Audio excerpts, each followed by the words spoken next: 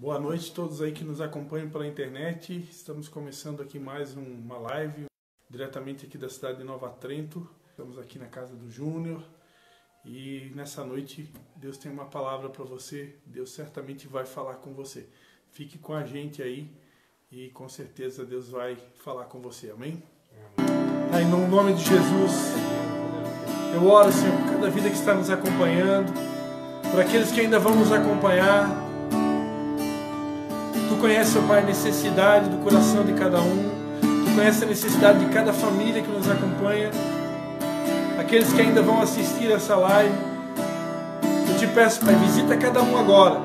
E na autoridade do nome de Jesus, seja o câncer, seja o coronavírus, seja qual for a enfermidade, seja qual for o problema, seja qual for a doença, Senhor. Opera o teu milagre, Senhor. Opera o teu milagre, Senhor. Opera o teu milagre da vitória, Senhor, em nome de Jesus.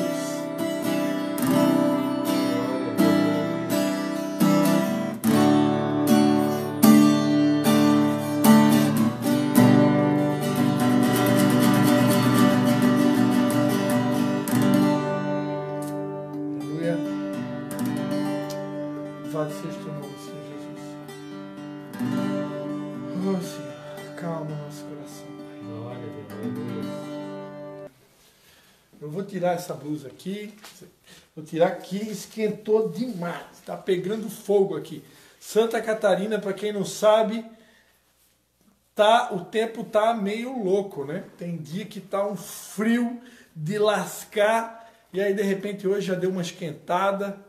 Então, tá assim. Santa Catarina tá desse jeito, né? Um dia muito quente, outro dia frio. Eu conversava com uma pessoa, com a minha mãe, semana passada, e ele estava comentando, né, que Santa Catarina tem essa característica de que as estações são muito bem definidas, né? Então você sabia exatamente quando que era o outono, quando que era a primavera, quando que era o inverno, quando que era o verão, isso de uma maneira muito nítida, muito clara. E hoje isso já não é mais uma realidade. Infelizmente, hoje nós temos tido dias do inverno que são verdadeiros verões. Na língua portuguesa eu estou falhando. E então fica meio confuso, né? Não tem mais aquela exatidão. A gente sabe que está no inverno, porém não é. Tem dia que dá calor de verão. Então está tudo meio misturado. Mas enfim. Queremos na restauração de Deus de todas as coisas, inclusive do clima, e se isso acontecer, oramos para que aconteça o sobrenatural de Deus. Então, quem sabe, né, vamos ter aí as estações definidas como era no passado. Talvez isso não aconteça, porque infelizmente é verdade que o ser humano ele mexeu, né? Ele mexeu na natureza, ele mexeu naquilo que Deus criou, e porque o ser humano mexeu naquilo que Deus criou, tem as consequências, né? Quando a gente tenta fazer as coisas de forma independente, sem consultar a Deus, sem buscar a direção de Deus, a gente acaba se ferrando, acaba se machucando. E é por isso que o mundo chegou onde chegou, né? Por isso que a gente tem hoje a camada de ozônio prejudicada e tantas outras situações, né? Como a poluição dos rios, a poluição do meio ambiente, desmatamento, tantas coisas que trouxeram consequências terríveis sobre a humanidade, tudo porque o ser humano resolveu dar um jeitinho, né? E se a gente for parar para analisar profundamente, o problema de tudo isso é uma coisa chamada dinheiro, né? A Bíblia diz que o amor ao dinheiro é a raiz de todos os males. Não é o dinheiro que é um problema, mas o amor ao dinheiro é a raiz de todos os males. E por causa desse amor ao dinheiro, o ser humano então ele prejudica a natureza, ele prejudica o meio ambiente, ele faz coisas horrendas por causa desse dinheiro. Passa por cima de pessoas, pisa em pessoas, desrespeita autoridades e principalmente desrespeita a Deus, né? E o ser humano é capaz de qualquer coisa, inclusive até de matar, por causa desse bendito, abençoado dinheiro. Né? Que Deus nos livre, nos guarde, que Deus nos liberte disso, que o nosso amor, a nossa paixão seja estar com Deus, estar com Jesus, amar a Jesus, porque o mundo, a palavra de Deus diz, o mundo passa, as suas concupiscências, os desejos da carne, a concupiscência dos olhos, os desejos dos olhos, a soberba da vida, tudo isso vai passar. Mas aquele que faz a vontade de Deus, esse permanece para sempre. Então, que a gente possa focar, né, no Senhor Jesus, que a gente possa focar nessa palavra maravilhosa, porque tudo vai passar, né? A gente sabe que quem aqui que está nos acompanhando aqui, quem já viu, já soube alguma notícia de alguém que no dia da sua morte, né, ele subiu assim com uma ascensão, assim como foi Jesus, e subiu carregando cofre com dinheiro, carregando casa, carregando carros, carro importado, carregando iate, carregando lancha, carregando terrenos, patrimônio. Não, né? Quando a gente morre, a Bíblia diz que a gente veio do pó e a gente volta para o pó. Então, e hoje em dia agora com esses recursos... A gente escolhe nem a roupa para ser enterrado, né? Quando morre. E o pior é que muitos, com essa situação do coronavírus aí, realmente isso tem sido uma realidade, né? Muitas pessoas, infelizmente, não têm tido nem a dignidade de poder escolher a sua roupa. O senhor mandou o áudio para mim, que ia vir aqui. Eu estava na casa do Salvador, que faz a sepultura, né? Só essa semana. Meu Deus. 8 óbitos só essa semana aqui na nossa região, que é uma região considerada pequena, né? São poucos habitantes, comparado aí com Metrópolis. A cidade de Nova Trento tem em torno de 11 mil habitantes, né? Se eu não me engano. Então, somos uma cidade pequena. Mas enfim,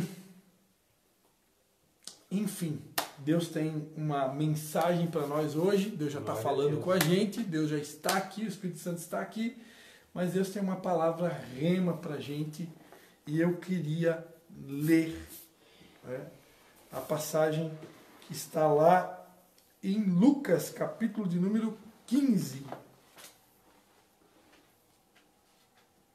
Lucas, capítulo de número 15, a partir do versículo 11, a gente vai estar lendo aqui a conhecida parábola do filho pródigo.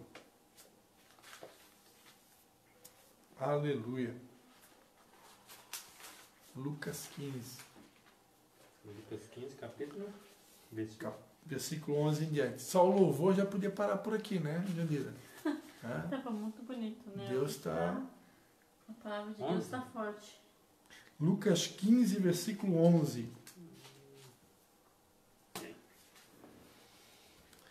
Diz assim a palavra de Deus. Jesus continuou: certo homem tinha 2 filhos. O mais moço deles disse ao pai: Pai, dá-me a parte dos bens que me pertence. E o pai repartiu os bens entre os 2. Poucos dias depois, o filho mais novo, ajuntando tudo, partiu para uma terra longínqua e ali desperdiçou os seus bens, vivendo dissolutamente. Tendo ele gastado tudo, houve naquela terra uma grande fome e começou a padecer necessidade. Então ele foi e se chegou a um dos cidadãos daquela terra, o qual mandou para os campos apacentar porcos. Ele desejava encher os estômagos com as alfarrobas que os porcos comiam, mas ninguém lhe dava nada. Então, caindo em si, disse: Quantos trabalhadores de meu pai têm abundância de pão, e eu aqui pereço de fome. Levantar-me-ei e dir-lhe-ei: Pai, pequei contra o céu e perante ti. Já não sou digno de ser chamado teu filho. Faz-me como um dos teus trabalhadores. Então, levantando-se, foi para o seu pai. Quando ainda estava longe, viu seu pai e se moveu de íntima compaixão. E, correndo, lançou-se-lhe ao pescoço e o beijou. O filho lhe disse: Pai, pequei contra o céu e perante ti. Já não sou digno de ser chamado teu filho. Mas o pai disse aos seus servos: Trazei depressa a melhor túnica e vestiu com ela, e pondo-lhe um anel na sua mão e sandália nos pés. Trazei o bezerro cevado e matai-o. Comamos e alegremo-nos, pois este meu filho estava morto e reviveu. Tinha se perdido e foi achado, e começaram a alegrar-se. O filho mais velho estava no campo quando voltou e chegou perto de casa, ouviu a música e as danças. Chamando um dos criados, perguntou-lhe o que era aquilo. E ele lhe disse: veio teu irmão e teu pai matou o bezerro cevado, porque o recebeu são e salvo. Mas ele se indignou e não queria entrar. Então, saindo o pai, estava com ele. Mas ele respondeu a seu pai: olha, sirvo-te há tantos anos, sem nunca transgredir o teu mandamento, e nunca me deste um cabrito para alegrar-me com os meus amigos. Vindo, porém, este teu filho, que desperdiçou os teus bens com meretrizes, tu mandaste matar para ele o bezerro cevado. Respondeu-lhe o pai: filho, tu sempre estás comigo, e todas as minhas coisas são tuas. Mas era justo alegrarmos-nos e folgarmos, porque este teu irmão estava morto e reviveu, estava perdido e foi achado. Glória a Deus. Amém. Glória a Deus. Essa passagem é uma passagem muito conhecida, né? A passagem do filho pródigo. E essa passagem ela traz vários ensinamentos, né? E hoje é a realidade que acontece na vida, né? Com certeza. Com certeza, hoje nós diríamos que temos muitos filhos pródigos, temos muitas pessoas distantes do caminho do Senhor, longe do Pai. Esse Pai, na Bíblia, representa Deus, né? Jesus ele adorava falar por parábolas, Jesus adorava ensinar por parábolas, e cada parábola de Jesus ela tinha uma lição, ela tinha um ensinamento por trás, né? E essa parábola fica claro que a figura do filho está falando de nós, está falando dos filhos, e a figura do pai aqui representa Deus Pai. E o mais lindo dessa passagem bíblica é que ela fala do grande amor do Pai. Sempre que o Pai vê arrependimento sincero, genuíno no nosso coração, o Pai está sempre pronto a nos dar uma segunda chance, a nos dar uma nova chance. Eu acho o mais lindo dessa passagem que o filho ele nem tinha chegado ainda na casa do pai. Quando o pai ele viu o filho de longe, aquele filho que havia se arrependido, aquele filho que havia gastado tudo de uma forma dissoluta, o que ele havia recebido como herança, a Bíblia Sagrada diz que o pai ele vê o filho de longe. Ele nem espera, o filho nem chegou na casa dele ainda. De longe, o pai ele vê o filho e o pai vai ao encontro do filho. E ali o filho reconhece que havia pecado contra o pai, e ali ele pede perdão, ele reconhece que não era digno nem de ser chamado de seu filho, né? Mas o pai então manda que os seus servos tragam uma túnica nova, que vistam ele com vestes novas, colocam no seu dedo, né, um anel e sandália nos seus pés. E depois pede que traga um bezerro cevado para que seja feita uma festa. Então, aqui a gente vê a grandiosidade do amor do Pai. É o amor de Deus. O amor de Deus é assim. Ele está sempre disposto, ele está sempre pronto a nos restaurar, a nos restituir. Quando o pai percebeu que aquele filho tinha vindo para casa, que ele tinha se arrependido do seu pecado, o pai mandou então fazer uma festa, mandou colocar um anel no seu dedo, né? O anel representa a restauração da autoridade, né? A restauração da autoridade, a aliança com o pai.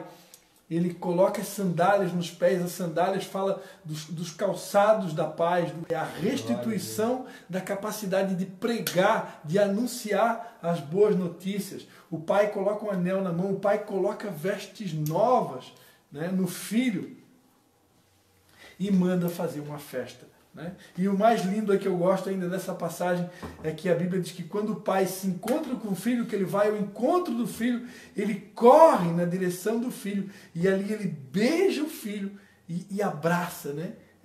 Lança-se no pescoço, se move de íntima compaixão e beija o filho. Esse é o amor do pai, né?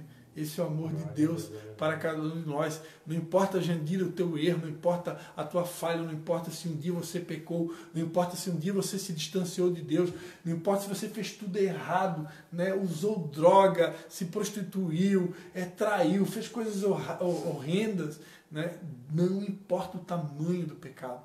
Não importa, Deus, Ele é o Deus que apaga as nossas transgressões. A palavra de Deus diz lá no livro do profeta Miqueias, né? Quem, ó Deus, é semelhante a Ti, que perdoa as nossas iniquidades e que lança os nossos pecados nas profundezas do mar e que se esquece. É maravilhoso. O nosso perdão, ele é um perdão, eu diria assim, que incompleto, porque a gente não tem ainda essa capacidade, essa condição de esquecer. Eu sempre digo, né, o perdão não causa amnésia. Então a gente perdoa, mas não esquece. Agora Deus não, Deus ele perdoa e esquece. Então é maravilhoso. Se você errar, ele está ali para te perdoar de novo. E se você errar, ele está ali sempre pronto para nos perdoar. A palavra de Deus diz no Salmo 51, a um coração quebrantado e contrito, o Senhor não desprezará. O sacrifício que Deus quer é um coração quebrantado e contrito. O que Deus quer de nós não são sacrifícios como se faz aqui na nossa cidade, né? No dia da Semana Santa, tem pessoas que sobem o morro aqui fazendo sacrifícios, andam a pé quilômetros. Respeito esse tipo de sacrifício, porém o sacrifício que Deus quer de nós é, em primeiro lugar, obediência a Deus, a sua palavra, ao comando do Espírito Santo e obediência e um coração quebrantado e contrito. E isso, um coração que está sempre disposto a se arrepender, né? Aquela pessoa que ela pisa na bola, às vezes pisa feio, mas ela reconhece e se arrepende. Tem vezes que eu estou trabalhando, sai alguma palavra, na mesma da hora, eu falo, oh Deus, me perdoa. Graças a Deus, assim, né? Maravilhoso. Vou pegar esse copo d'água aqui. Maravilhoso quando a gente consegue... Quando a gente cria esse hábito, eu diria, essa capacidade, essa condição de agir rápido, né? De se arrepender rápido. Porque às vezes o que acontece? A gente peca, porém, foi só um pecadinho, foi só um pensamento errado, foi só uma atitude um pouquinho brusca com o filho ou com a esposa, uma falta de sensibilidade, uma incoerência numa atitude, e aí foi um pecadinho, né? Foi um errinho. Aí a gente pensa assim, não tem nada, não dá nada, né? E a gente vai deixando, né? O problema de a gente não se arrepender imediatamente, que a palavra de Deus diz que o inimigo ele anda ao nosso derredor, rugindo como leão, buscando a quem possa tragar. Então, se a gente não se arrepende imediatamente, nós estamos vulneráveis. Perante a Bíblia, eu dei uma legalidade, o inimigo ele pode agir contra a minha vida a qualquer momento. Né? Muitas vezes, Deus, ainda por causa da sua misericórdia, Deus nos guarda, Deus nos protege. Mas o inimigo, ele já tem um motivo, ele já tem uma legalidade, que a gente chama de brecha, né? Eu tenho para agir. Que nem essa semana eu estava trabalhando. Dá liberdade para ele, né? Na verdade, não pode dar liberdade para ele. Não pode. O ideal é você percebeu que errou, falou num tom de voz assim um pouquinho mais grosso com a sua esposa, pecou, você percebeu que errou, pisou na bola, pisou no tomate, como diz a minha esposa, né? Se arrepende na hora, já pede perdão, já fala assim, me perdoa, Senhor. Perdoa rápido, porque aí você já fecha a porta para o inimigo não pode fazer nada contra você. É assim que nem hoje, essa semana, segunda-feira, eu estava trabalhando num barracão 10 metros de altura. Aí, enquanto eu estava sozinho, antes de eu subir na escada, eu falo, Senhor, entrega minhas vidas em suas mãos, seja feita a sua vontade, né? E vou trabalhar. Aí eu tinha um parceiro trabalhando, ele começava, puxa a tábua, faz isso, faz aquilo. Eu falei, meu amigo, não me leve a mal, mas a minha vida eu já entreguei na mão de Deus. Não me abra sua boca para blasfemar alguma coisa ruim, porque palavras, você tirou da sua boca para fora, o inimigo pode agir nela. E parece que assim, sabe, na hora, isso aí já era 5h30, 5h40. Ele não quase caiu de cima do telhado? Esse próprio que mandou me cuidar. Só que eu falei para ele, eu entreguei minha vida na mão de Deus. Está sob o controle de Deus a minha vida. Mas qual foi o erro dele? O que ele fez? O que aconteceu com Não, ele? ele deu uma vacilada e como o barracão lá tem umas telhas de plástico, uma telha já uns 5, 40 por aí, ele vacilou e afastou de ré e pisou na telha. A sorte que era de plástico, ela baixou e subiu de novo. Aí ele não chegou a cair. Aí chegou a cair. E você vê, tem muitas vezes que a gente pensa, vai falar uma coisa, acho que a gente tem que pensar, né? Porque talvez você vai falar uma coisa, você vai me citar uma palavra, mas não é bem aquilo que você queria me citar, sabe? Você queria citar para mim, para falar, não, você pode cair daí assim já jogando na cara, né? Então a coisa, talvez, a praga vem contra a pessoa, né? É todas as vezes é que nem eu falo, eu saio de casa para trabalhar e entrego minha vida na mão de Deus. Eu falo, Senhor, estou saindo de casa, do jeito que eu estou saindo eu quero voltar, para entregar em suas mãos a minha vida. Sempre faço isso, né? O que eu acho que é certo, né? Na oração do Pai Nosso, né, Jesus Cristo nos ensinou que nós deveríamos orar, né? Não nos deixe cair em tentação, mas livrai-nos do mal. Então, se Jesus ensinou isso na oração do Pai Nosso, é porque é para a gente praticar. Eu preciso aprender a dizer, Senhor, não me deixe cair em tentação. Senhor, livra-me do mal. Eu preciso aprender, eu preciso informar isso para Deus. Isso precisa constar nas minhas orações. Porque Deus Ele me guarda. Se eu vivo uma vida de obediência a Deus, de intimidade com Deus, a Bíblia diz no Salmo 91 que aquele que habita no esconderijo do Altíssimo, a sombra do Onipotente descansará. Né? 1000 caem à tua direita, 10.000 à tua esquerda, você não é atingido. Deus te guarda, nenhuma peste, nenhuma praga chega na tua tenda. Porém, não custa nada a gente orar pedindo, Senhor, livra-nos do mal, não nos deixe cair em tentação, protege a minha vida, guarda os meus filhos, guarda a minha empresa, guarda o meu trabalho, guarda a minha família. Né? É muito importante fazer isso. Assim, eu aprendi, com o estudo bíblico eu aprendi, graças a Deus eu aprendi. Aquele dia que o Senhor falou, tem muitas vezes que a pessoa tem que parar, pensar o que vai falar, né? Sim. Então, o que aconteceu? Ia dar um contrito. Então, eu preferi sair e Deus abriu mais porta para mim, graças a Deus. Eu agi certo e Deus falou, não, o caminho que eu quero não é esse, eu quero você nesse caminho. Né? Amém. Então, quando Deus mostra pra gente, a gente entende o que Deus quer, né? Quando a gente está servindo a Deus, quando a gente está em obediência a Deus, eu considero uma das coisas mais maravilhosas que pode acontecer na vida do ser humano essa bênção de poder ouvir a voz de Deus, essa bênção de poder ser guiado por Deus, de saber que Deus ele fala. Né? Se a gente for atento e sensível, ele fala. Como é que Deus fala?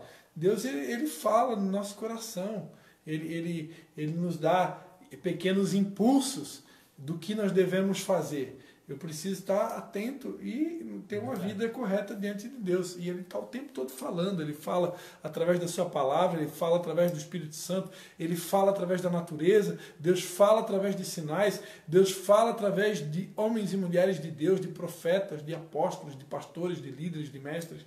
Deus fala o tempo todo, a gente só precisa estar atento. Amém? Então, queridos, como eu estava falando, essa passagem... Pastor, Oi? Perdão, o Espírito Santo, como dizem, Sim. ele envia alguém para falar pelo Espírito Santo. Tipo, Deus envia, por exemplo, o Senhor para falar alguma coisa assim, para mim, ou qualquer pessoa que está do meu lado, no meu dia a dia.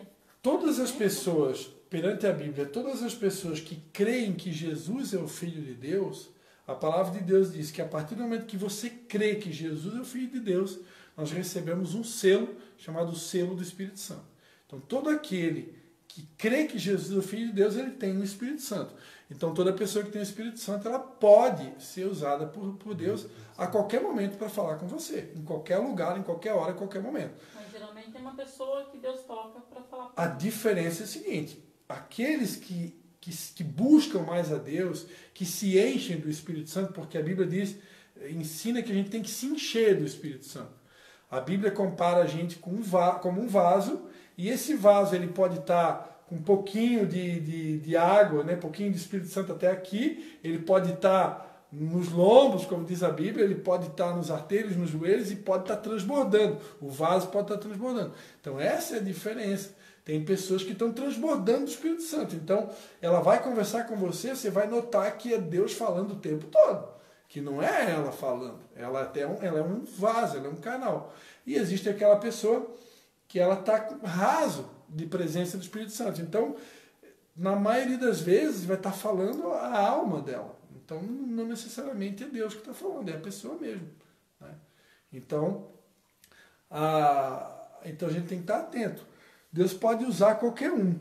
Agora, claro, aquela pessoa que se prepara, aquela pessoa que se capacita, que se enche do Espírito Santo, com certeza, quando você tem acesso a essas pessoas, ela vai ser muito mais usada para falar contigo. Aí você tem que estar atento, né? Porque Deus está falando o tempo todo. Por exemplo, a gente vai fazer alguma coisa assim, que a gente quer fazer muito, e às vezes a gente sabe que vai dar errado, né? Mas você vai lá e faz. Aí vem alguém e sempre te dá um alerta, mas não faz assim, porque vai dar errado. Ou não, se fosse você, eu não faria. Aí eu sinto que às vezes é Deus falando, né? Mas a gente, como é teimoso, a gente vai e faz, né? Tipo, sempre tem alguém que fala, não, mas eu falei pra você, te avisei, não era pra você fazer isso, entende? Mas tem muitas a gente vezes tem amigos, né? E Deus usa amigos da gente, às vezes, né? Pra alertar a gente de alguma coisa, pra não fazer. A gente, como teimosia, vai e age. A gente tem que estar atento àquela palavra que eu ministrei semana passada, né? Sobre a questão do conselho do ímpio, né? E se o conselho que você recebeu é de uma pessoa de Deus, é bom prestar atenção. Porque se o conselho é de uma pessoa de Deus, essa pessoa pode realmente estar sendo usada por Deus para te alertar acerca de alguma coisa. Então, se essa pessoa está sendo usada, não custa você orar e pedindo a Deus discernimento, pedindo a Deus uma confirmação. Porque Deus fala com pessoas, usa pessoas para falar com a gente.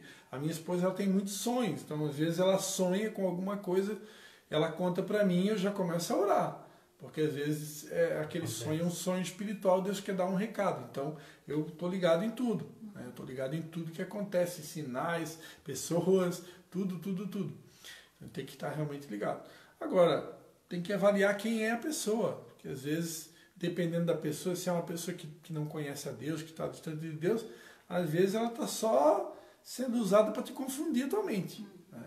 Por isso que é importante a oração. A gente tem que orar o tempo todo, como diz a Bíblia, orando, Deus vai mostrando para a gente, vai nos dando a capacidade de discernir. Né? O que é discernir? É diferenciar o certo do errado, é saber interpretar o que é de Deus e o que não é de Deus.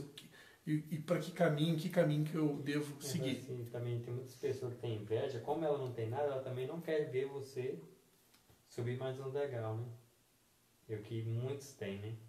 Com certeza. Ontem à noite nós tivemos uma reunião com os líderes do nosso ministério e uma das coisas que a gente estava conversando sobre isso, a questão da inveja, né?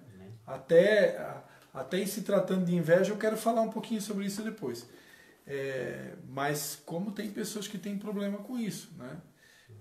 Aqui nessa passagem que a gente leu aqui, a gente vê um caso de inveja, né? A Bíblia diz que quando esse filho se arrependeu e ele voltou para casa e o pai o recebeu e mandou fazer uma festa, a Bíblia Sagrada diz que tinha um irmão mais velho, que era o filho mais velho, que estava no campo. E ele diz que quando esse filho voltou para casa e viu a música e viu as danças, né, ele chamou os criados, perguntou o que estava acontecendo. Aí eles disseram, olha, teu irmão voltou para casa arrependido e o teu pai recebeu ele, né, e mandou fazer uma festa. E diz a Bíblia que quando ele soube da notícia, ele ficou indignado e ele não quis nem entrar dentro de casa. E então ele saiu até em direção ao pai e disse para o pai dele, olha, eu sirvo há tantos anos, eu nunca transgredi o teu mandamento, tu nunca me deste nenhum cabrito para se alegrar com meus amigos. E aí veio esse filho aí que desperdiçou, aí tu pega e manda matar um bezerro cevado? Aí o pai diz, filho, tu sempre estás comigo e todas as minhas coisas são tuas. Aí teve um ciúmes, né? Tipo, ciúmes é a mesma coisa quase, né? Tem inveja, porque o ciúme é quase a mesma coisa. A diferença do ciúme e da inveja é o seguinte, O ciúme a gente tem daquilo que é nosso e a inveja daquilo que é do outro. Então essa é a diferença do ciúme. Né? Por exemplo, se alguém se engraçou com a minha esposa, né? Alguém jogou uma cantadinha na minha esposa, então eu vou ter ciúme dela, porque ela é minha. Sim. Não pertence a mais ninguém. Então aquilo que é meu eu tenho ciúme. Agora aquilo que é do outro, que não me pertence, aí eu tenho inveja. Por exemplo, eu queria ter um violão igual o pastor tem, mas eu queria aí ter. É inveja. A inveja porque o violão é meu. Verdade. Mas eu vou dar um violão para ela. Amém. Então eu chamo isso daqui da síndrome do irmão mais velho, né? O irmão mais velho ficou com inveja porque o pai resolveu restituir o filho, resolveu reconhecer o filho, resolveu colocar uma sandália nos pés dele, colocar um anel, fazer uma festa, e o irmão mais velho ficou com inveja. Né? E essa aqui não é a única passagem na Bíblia que a gente vê essa síndrome, né, do irmão mais velho. Em Gênesis capítulo 4, a Bíblia conta a história de dois irmãos, Caim e Abel. A Bíblia diz que Caim, filho de Adão e Eva, depois de alguns dias, ele trouxe uma oferta, né, uma primícia para o Senhor, e um primogênito das ovelhas. E a Bíblia diz que Deus atentou para Abel e para a oferta de Abel.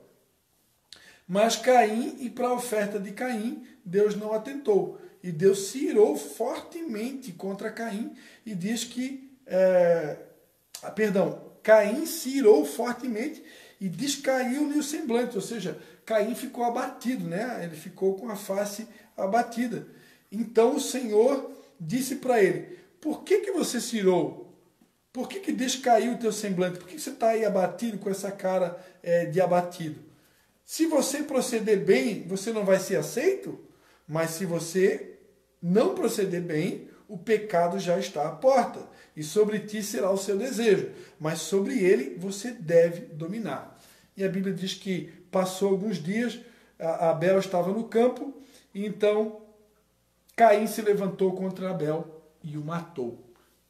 Então, aqui a gente vê um outro caso dessa síndrome do irmão mais velho, um outro exemplo de quando dois irmãos resolvem trazer uma oferta para Deus, e a Bíblia diz que Deus acaba atentando mais para a oferta de um, que era Abel, no caso, que trouxe uma primícia, trouxe um primogênito das ovelhas.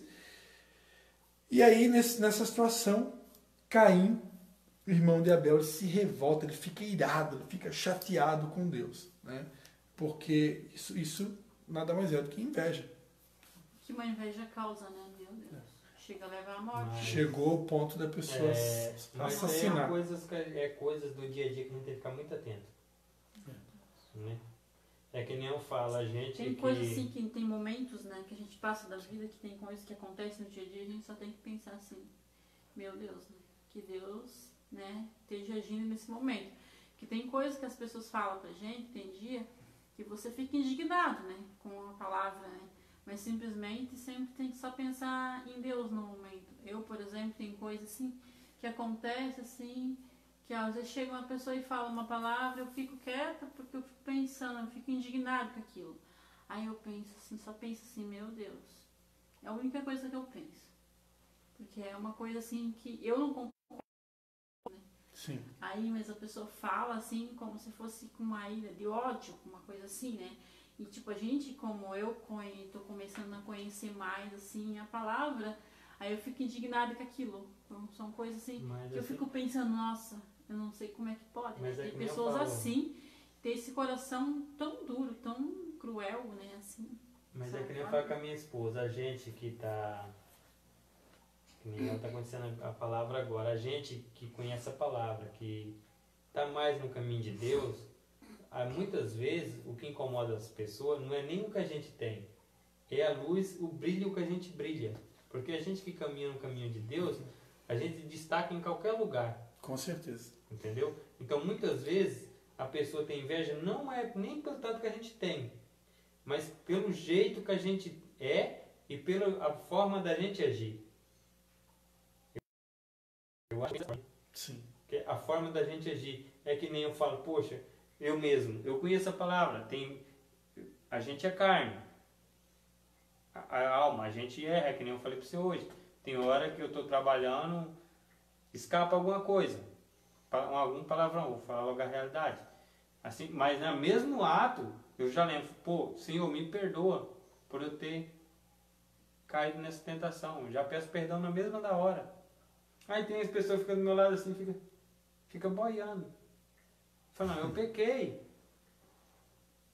A gente peca a todo momento, na realidade, toda hora, né? Mas... Não sei se vocês já ouviram aquela expressão, né, do homogêneo e heterogêneo, né? Não estudaram, acho que é química, né? Que a gente aprende essas expressões homogêneo e heterogêneo. Então, heterogêneo, se não me engano, heterogêneo é quando dois elementos não se misturam, né? Por exemplo, se você pegar água e óleo e colocar água e gasolina e colocar num recipiente, eles são heterogêneos, eles não se misturam. E já elementos que são homogêneos, eles se misturam. Então, é isso que acontece. As trevas não conseguem conviver com a luz. Então, quando você vai ter um relacionamento com uma pessoa que ela é heterogênea, ela é diferente de você, ela não concorda com aquilo que você, com a sua fé, a tendência é que vai entrar em choque. Mas quando você encontra alguém que é homogêneo, alguém que participa da mesma fé sua, que crê como você, vai dar liga, vai dar uma fusão aí, vai dar um casamento perfeito aí. Porque é assim que funciona, né? Não tem como as trevas ou aquele que não professa a nossa fé ou que discorda da nossa fé, ele se encaixar em você. Isso é impossível, né? Por isso que incomoda, por isso que a nossa luz, o nosso brilho, a nossa fé incomoda, as nossas atitudes incomodam. Tem pessoas que ficam chateadas com a gente do nada. Tem gente que quer brigar com a gente, fica com raiva da gente, com ódio, assim como essa situação de Caim e Abel, sem a gente fazer nada, né? Simplesmente porque tem uma luz em nós. Não, mas é que nem muitas vezes a minha esposa até falou,